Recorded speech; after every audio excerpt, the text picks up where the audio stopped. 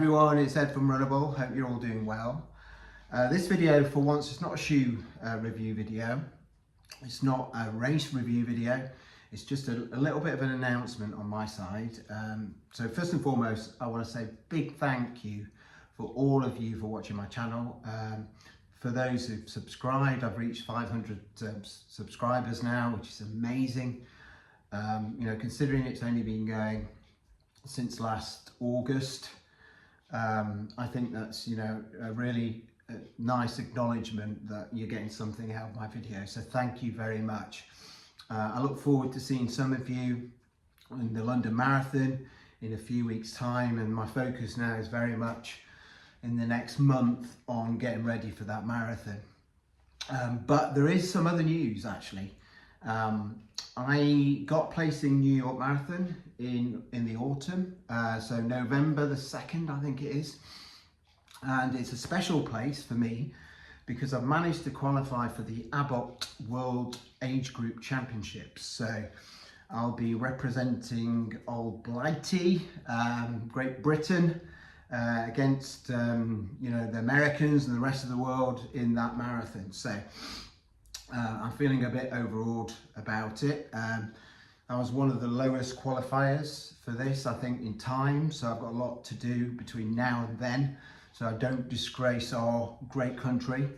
But yeah, I just thought I'd tell you something I'm proud of, given where I've come from. So for those that don't know, and I apologise for those that do, probably bored of this story now.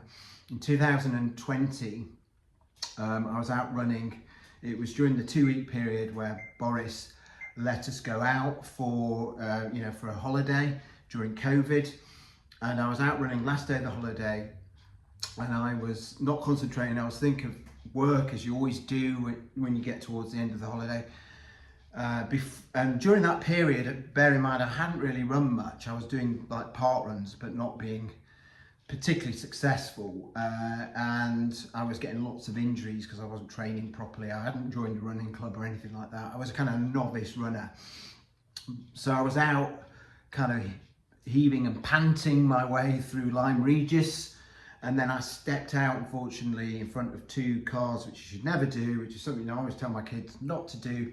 Bang, I was hit by a car straight on. My right leg was outstretched as it hit, so it shattered my fibula and tibia in 3 places. I was thrown up in the air, and I was hit the windscreen of the car, sorry that sounded a bit loud, with my back. It broke my back, the T4 and T11 sections of my spine were shattered, and then my shoulders, both scapula, were fractured on both shoulders, and then to top it all, I fell over the side of the car, landed with my head and cracked my skull, and I was that close to hitting the curb with my head, which could have been curtains. And so in the hospital, I was told that I would never run again, and I'd probably walk with a limp. And then I decided to ignore that and think, Babesy gave them the the doctors, and said, right, I'm going to run a marathon in 18 months. And I planned the marathon. It's the Milton Keynes Marathon. I figured out how long I thought I would need. So I planned it in the hospital bed. Occupied my time for those 4 weeks that I was there with my leg pinned and waiting for my operation.